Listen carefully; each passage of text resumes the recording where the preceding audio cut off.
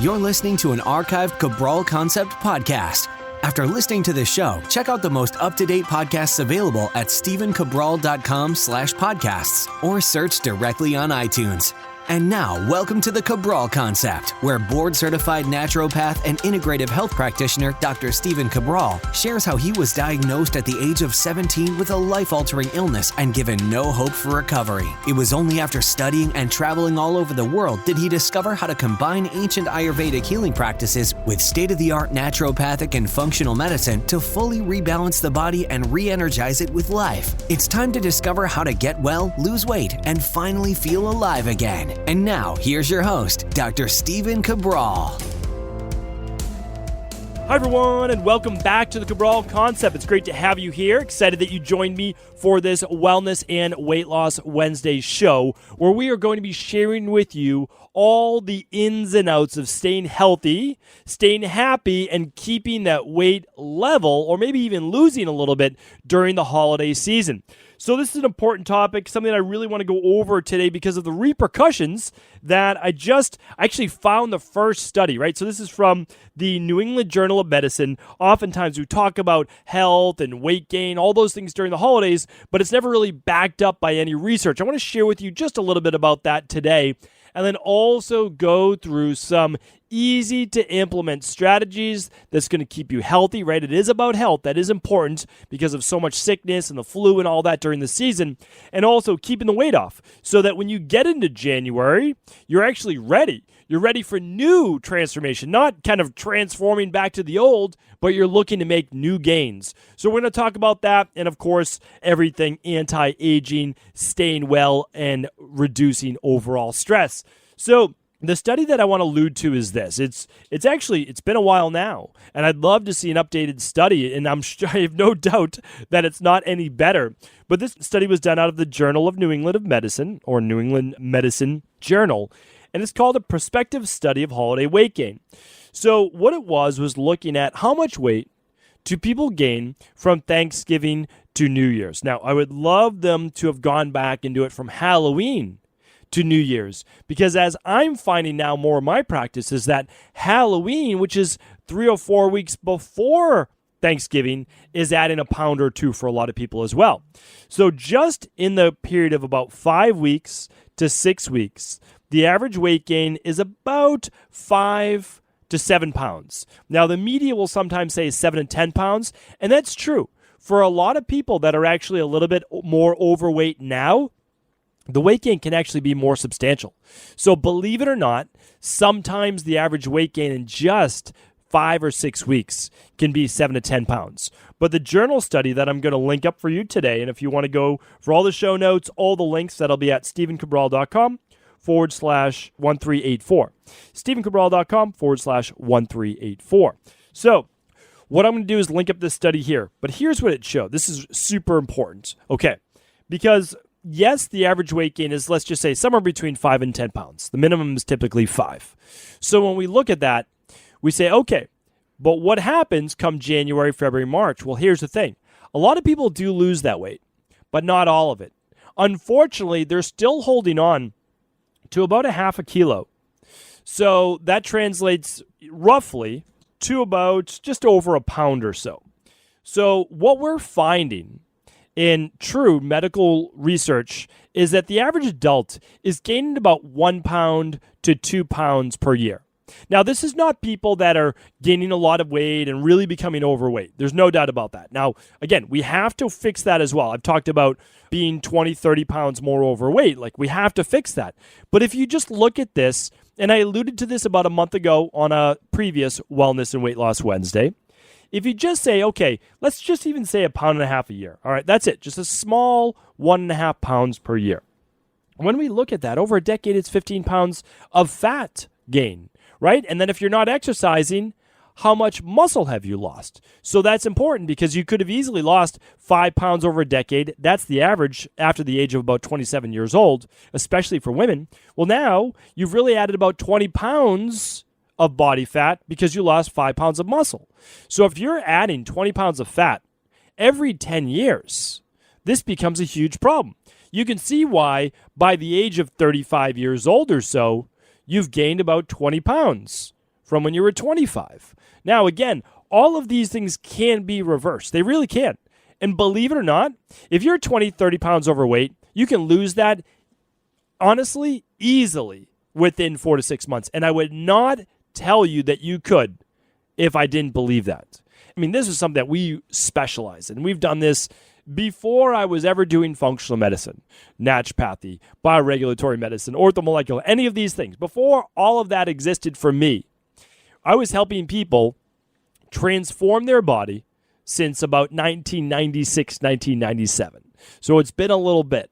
And the reason I share that with you is because that's all I did for a good 5 years to 7 years before and yes, nutritional supplements, I added to that nutrition. I mean, my first love was nutrition and nutritional supplements because it helped pull me out of the hole I was in.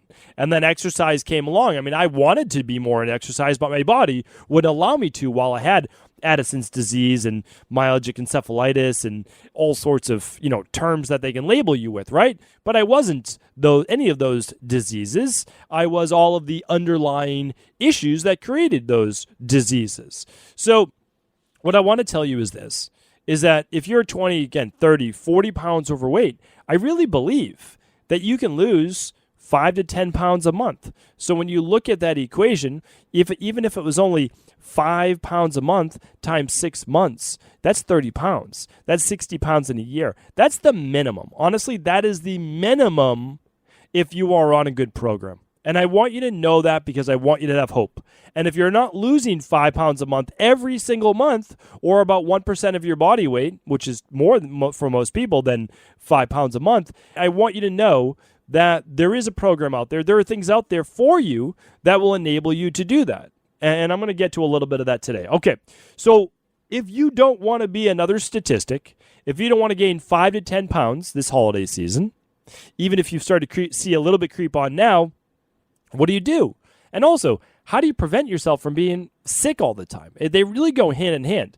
If you're gaining weight, you're most likely inflamed.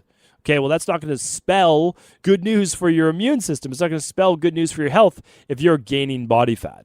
So let's look at this. We need to cut down on the filling up of our rain barrel, right? We need to empty that rain barrel. That's the truth. The rain barrel goes for weight gain. The rain barrel goes for becoming unhealthy, unwell, and aging faster. So we want to start to look at life as the rain barrel effect, meaning that the more you're adding in, let's talk about it in terms of toxins, alcohol, poor food choices, lack of sleep, a lot of stress. Think about all those things, right? More travel. All of that is adding to your rain barrel in terms of stress and fatigue and inflammation and exogenous hormones from outside the body, meaning like from plastics and all of those things. Well, think about that. All of those things now need to be emptied. For me, it's kind of an easy analogy. I grew up doing a lot of sailing. I taught sailing for about 5 years, one of my favorite jobs in the world. My only other favorite job I've ever done, really, except being in the health and fitness space industry. I've had a lot of jobs, not a lot that I very much enjoyed, we'll put it that way. But health and fitness, that's where I found my home, and luckily for me, I found it early, right? I got really sick, but sometimes it's a blessing in disguise because I had no real path to get into the health and fitness field until I got really sick. Couldn't find any answers, went and searched on my own. Found those answers, they all led me to health, fitness, natural health, of course. But I used to love teaching sailing. Now, when your boat would start to take on water because it had a slow leak, the boat would start to move slower. So in a race, you wouldn't be going as quickly. Well, what we had to do was bail out the water just with all we would get is a old bleach bucket, cut the top off of it, and that was our bailer, right? So as the water started to come into the boat and that rain barrel or that tub, it was actually called a tub, started to fill up, we would empty it. And that's the thing. You need to be emptying your rain barrel as fast as it's filling up, ideally faster, because the less your rain barrel, the more you can take on. Meaning that if you really empty that rain barrel, it allows you to, like I just did, take an overnight flight to Germany, get almost no sleep, and have to be ready to go that next day when I landed, right? I was able to do that only because I've been working on emptying that rain barrel. I would not have been able to do that even about, I would say, well, probably now it's been 12, 15 years, but I would not be able to do that. My body would have been broken down. I would have had swollen glands. I would have been sick. I would have been fatigued. I would have all of these different things, right? So what I want you to look at the same exact thing. So now as we're going into the holiday season, I want to give you a plan. You can still go out and enjoy holiday parties. You can still go out and enjoy some of your favorite treats. But you have to look at that now from the rain barrel effect perspective. So how many times a week are you doing that? That's probably a more important question to ask yourself. My recommendation is definitely not 2 days in a row. My recommendation is 2 days a week. That's my recommendation. Let's say you're doing 3. Well, could you keep them every other day? Is that a possibility? Or is it Thursday, Friday, Saturday night? That's going to be more challenging. Well, let's say, what if it is Thursday, Friday, Saturday night? What do we need to do in order to empty that rain barrel? Well, let's talk about that. So I will go through a couple quick tips for you. My goal for you would not to do what a lot of people say, which is just food banking or calorie banking. You're going to eat all of your calories at night when you go to the holiday party, so just don't eat during the day. That is not a good idea. Now, I know a lot of people are promoting that right now, but it's not a good idea. And here's why. You're going to get erratic swings in blood sugar. So you're going to have alcohol that night. You're going to have fried food, you're going to have maybe good food, or you're going to have desserts, cookies, whatever it might be, candy canes, whatever you like. So the next morning, guess what's going to happen? Well, you're going to be high in blood sugar that night from the alcohol and from the desserts, etc. That next morning, you're going to be low blood sugar. What happens when you're low blood sugar? It's a massive stress on the body. Not enough people are talking about this. Hypoglycemia is a massive stress on the nervous system. Your body is starving for glucose. That's what hypoglycemia is. In its worst case, it's with a diabetic-based seizure. Now, again, I know that you're not going to have that because you're not probably type 1 diabetic listening to this podcast, or maybe you are. And if you are, of course, you know how to control that through insulin and not going overboard. So that's important to look at that because I do work with a lot of type 1 diabetics as well. But what we have to understand is your body is, again, going to get glucose somehow. So how's it going to do it? Well, it's going to start to break down liver glycogen. You might say, well, that's fine. Well, maybe it's fine, but it's a massive stress on the body. Your body's now in survival mode. Your body's producing, in the beginning, it's producing something called mineralocorticoids, or it's producing adrenaline or norepinephrine. And that's causing adrenaline. It's causing stress in the body. Maybe the heart rate's starting to get elevated. And maybe you're starting to get more irritable, hangry even. And then the body produces glucocorticoids to break down some form of glucose. Maybe muscle tissue, maybe liver glycogen. Maybe you don't get to choose, right? So first we try to do liver, whatever's fastest. Body needs glucose to bring it back up to normal. And during the night, so your sleep suffers. It's important perspective to look at it because I'm not talking about just weight gain right now. I'm not talking about calories in, calories out. What I'm talking about is why you might be getting sick over the holidays. Why you might not be able to enjoy the holidays to the fullest because you have ear, nose, and throat sinus congestion. So what I want you to do is realize that that is a big stress in the body. So if you were to do that the night before and have the alcohol, etc., have a normal breakfast. Have a healthy breakfast. Maybe it's a little less calories, but you can still do your smoothie. You can still do something healthy an hour or so after you wake up, maybe 2 at the most. But your body needs fuel. Just because you want to save your calories for that night doesn't necessarily mean that you shouldn't fuel your body. Have a smaller or have a nice size lunch, but make it what I call, and again, I'm not the first person to call it this, but low calorie, nutrient dense. What is that? Well, a lot of veggies. Throw in some hemp hearts. Throw in some good quality protein. Doesn't have to be a lot of calories, but it can be very nutrient dense. And then ideally again, but you're still eating the same breakfast, same lunch, you're just not going overboard at dinner or at the holiday party. My goal for you would be to do this. Have a glass of alcohol if you want. Enjoy it with friends. That's what it's all about, right? Enjoying the community, enjoying the social-based atmosphere. But what I'd like you to do is just not go overboard. So again, this is not for me to ever tell you what to do. I'm not that person, right? I'm not the one that's saying, do this, you have to do this. I'm trying to give you the education behind it so that you make the best decision for you. And I'm just thinking that if we have maybe a light dinner or so before you go out, or we have something, maybe you may not be as prone to overeating at the holiday party. Maybe you just kind of pick and choose, especially if it's not a sit-down dinner. You don't have to eat anything. Maybe you just have that glass of red wine or whatever that drink is that you enjoy. And then after you finish that drink, maybe then you ask the bartender, or you make it yourself if it's just a kind of a house party, that you make it with some soda water. Is that Boston accent coming out right there? Some soda water. And then you maybe splash in a little bit of cranberry, squeeze some lime in there. I'm telling you right now, that is a much healthier and clean alternative to just drinking more and more alcohol throughout the night.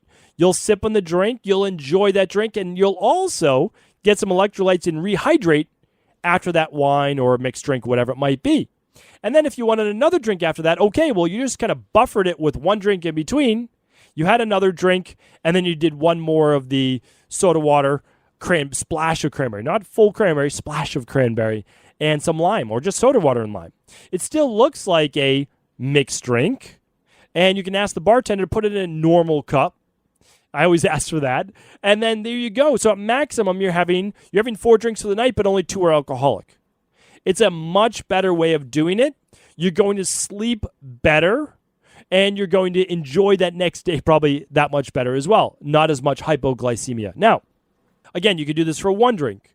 You could do it for 2 drinks for the night. But that's a good place probably to stop. Now, some nights, especially if it's back-to-back holiday parties, you don't need to drink every night. You do not.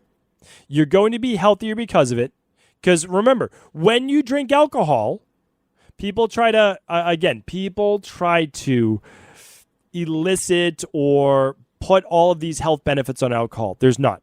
There's not more health benefits to drinking than the health risks. Okay? So yes, you can find some cardiovascular. Yes, you can find some cholesterol-based and et cetera, but they certainly do not outweigh the health risks of drinking. And one of those is lowering your immune system. Alcohol does lower the immune system, okay? Especially with multiple drinks. So I just want you to look at that, understand it, keep it in perspective, that if it's 2 nights in a row, enjoy the community. Enjoy the social atmosphere of going out with friends. Try to do a night without alcohol. Try to just do those mixed drinks like I was just telling you about that are alcohol-free. You don't have to tell anybody you're not drinking for that night. Can you enjoy a good time without alcohol? I think it's a good challenge for yourself. It really is. I had to do the challenge myself. What will it be like going to a holiday party or with friends and not drinking? It is a really good thing. What if people ask me? Like, oh, am I going to be worried about judgment? It's a really nice thing. You get to work on your own self-image, your own self-confidence, and say, you know what? I was just at a holiday party last night, or this, and the other thing. I've just decided that I'm not going to drink tonight. I want to come out. I want to enjoy the time and have fun, but I don't think that I'm going to drink tonight. I might change my mind an hour from now, but for right now, I'm not. And I think people can probably appreciate that. And if they can't, and they're trying to peer pressure you, well, that's something to look at, right? That's more on them than it is on you. You can still have a good time, and that's the thing. So you're going to get to pick and choose. Some nights you may have a couple drinks. Some nights you may not. All right, so that's one part to it. Another part is this. Make sure, this is super important, that you are getting in your movements, that you are getting in your 10,000 steps per day. Because a lot of times, if you're used to working out after work, exercising, and it's a holiday party instead, some nights look like almost 3-4 nights of holiday parties or activities, and then you miss your workouts at the same time. So I advocate getting your 10,000 steps per day. I advocate exercising, but not to exhaustion on the nights that you're going out later that night, or if you just went out late the night before. Why?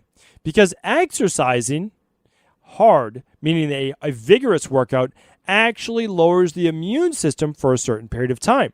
So if you went out late the night before, didn't get a lot of sleep, or you're going out late that night and drinking alcohol, well, alcohol and exercise don't mix.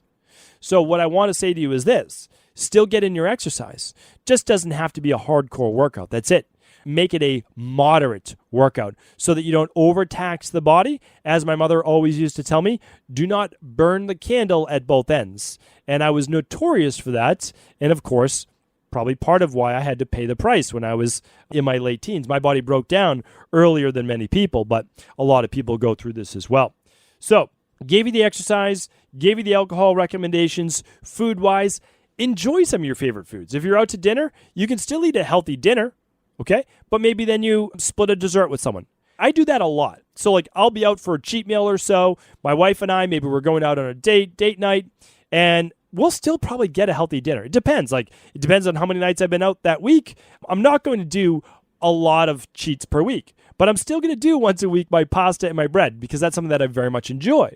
So let's say that I ate a healthy meal. I wanted to, like there's a great little restaurant pretty much next door to where I live, and I can get salmon, and it actually comes with farro and pesto and cilantro. They have this cauliflower, Romanesque cauliflower that I love, and it's a great dinner. It really is. It's excellent. Now, let's say that we wanted to split dessert afterwards. Well, we could. That's the thing. We'll split it, have a couple bites. Let that be enough. Like when you take that bite of your dessert, don't swallow it right away. Actually taste it. Savor some of that flavor, because your first bite, second bite, those are going to be the best bites. Your 8th and 10th bite, you've already tasted it. You've already tried it. Try that with a table. Say, hey, you want to all split a dessert or two. I've been out for business meetings with a lot of people. People know that, I'm that health guy. But here's the thing. They're like, oh, are you going to get dessert? Well, here's the thing. You want to split some things for the table? We could do that. It's kind of fun. Why don't we do that instead? We don't all have to have our own dessert. Now, again, I'm not against that either. Some nights you want to. That's the thing. How full is your rain barrel? How often have you been doing that? If this is your one cheat for the week, then go nuts. Enjoy yourself. If you're healthy, you're where you want to be, good. Have the pasta, have the bread, have a dessert as well. Have a drink if you'd like. That's your one cheat. That's your one meal if you want to do that. Good. Enjoy it. I really feel that as long as people have gotten where they need to be, then enjoy it. Life is meant to be enjoyed. If you feel like you're always depriving yourself, trust me, that's going to backfire. Okay? So it's not about moderation. It's always about balance. If you're sick right now, you have autoimmune-based conditions, you have celiac, you're not even going to eat farro. You're not going to eat any type of gluten. Okay? But if your body, you've gotten it pretty healthy, you've gotten your weight to pretty much where you want it to be, then you can enjoy that. And you don't have to feel guilty about it. Don't feel guilty, especially during the holidays, right? Enjoy yourself. But watch what you're doing overall. That's what it's all about. I want to give you two more things just real quick. So I always talk about fasting days, but I do this in moderation. I do this typically once a week, okay? So today, when I'm doing my fasting day actually as I record this. And for a lot of people, they're doing now the one-day reset diet, which I love, and I talk about that all the time. They're doing 1 scoop of the daily nutritional support with 20 ounces of water for breakfast or a little bit of nut milk. Same at lunch, same at around 3:34, and then they're doing their dinner at 6 o'clock or so at night. So what they're doing is they're getting all the nutrients they need. They're stabilizing blood sugar. They're doing all the things for detox for the body. That's great. Or you can simply do a fast for the day, and then you can have dinner that night. Now, if you've been doing a lot of Thursday, Friday, Saturday cheats, then on Monday, you might decide to do that, right? Sunday to restabilize blood sugar, eat normally, and Monday from Sunday night to Monday night, so you can still do dinner. Monday night is your day to stabilize. Now, I do that almost every single week for myself. It works exceptionally well. I'm doing it today as we speak. It sometimes takes a little adjusting, but again, all things in life do. So that's a great way just to reset. That will help tremendously. And then again, have a good dinner that night. Don't have a cheat meal that night. Monday night, you come back, you're going to have just a nice, clean dinner. You're not going to make up for all the calories you missed that day. You're going to have a normal dinner. Maybe it's 500 calories or so, okay? Nice, normal, healthy dinner. You'll go to bed that night, and then Tuesday you wake up. It's a normal day of eating. So one more thing that I urge you to do, and I do this myself, and a lot of our community does this as well. It just depends on where you're at. But every December, so in our community, we do a January, we do a first week of April, a first week of July, and then a September community detox every season. So we have the winter season, the spring season, the summer season, and the fall season. And we do a 7-day detox. And the reason we do this is to reset the body, to essentially empty our rain barrel from normal accumulation, normal exposure to aluminum and mercury and plastics, et cetera, right? So just empty that rain barrel, reset healthy levels of blood sugar, hormones, inflammation, et cetera. Well, We do one during the holidays. So if you're new to our community, you might not know this. But December 2nd this year, we will also be doing a community detox. Now, it's up to you. Maybe you do 5 days of it. Maybe you do all 7. Maybe you go on longer for 14 or 21 day and you just decide to have the break in it right around Christmas time. It's up to you. Again, it's never my job to tell you what to do. But going from Monday, December 2nd, or even Sunday if you want to do the 1st, through the 7th, 8th of that week will enable you to take off the Halloween to Thanksgiving weight. And then for Hanukkah, Christmas, whatever holidays you celebrate, then you might gain another pound or two, but not the 5 to 10 pounds. So this is how we create balance. This is how we mitigate a lot of these same weight gain in a healthy way. So a lot of people, they'll lose all that weight, maybe even an extra couple pounds. So if they gain 1 or 2 pounds during Hanukkah or Christmas, well, that just sets them to baseline. But I want you to start January fresh. I want you to be January already the good you, already the new you, so that you create even more in your life for 2020. I don't want you to have to just take off the last 6 to 8 weeks of inflammation, unwellness. I don't want you to start the new year with a cold or the flu.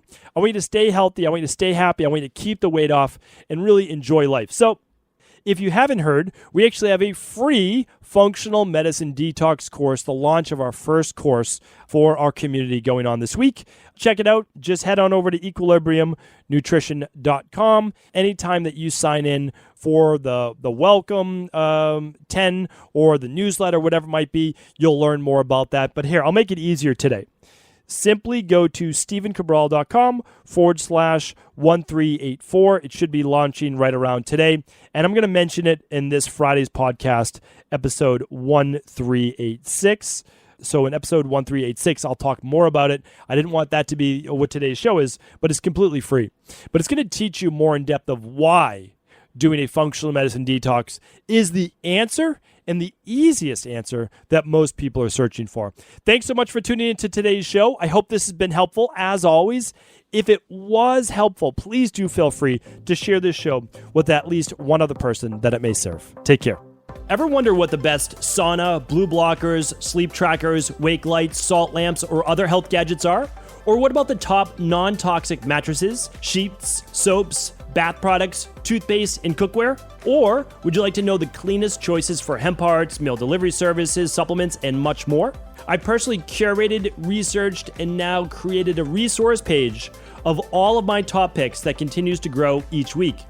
These are the exact products I use in my own life, with my family, in my private practice, and they're the ones I trust. To find out all of my up-to-date recommendations and all the details, simply head on over to stevencabral.com/resources.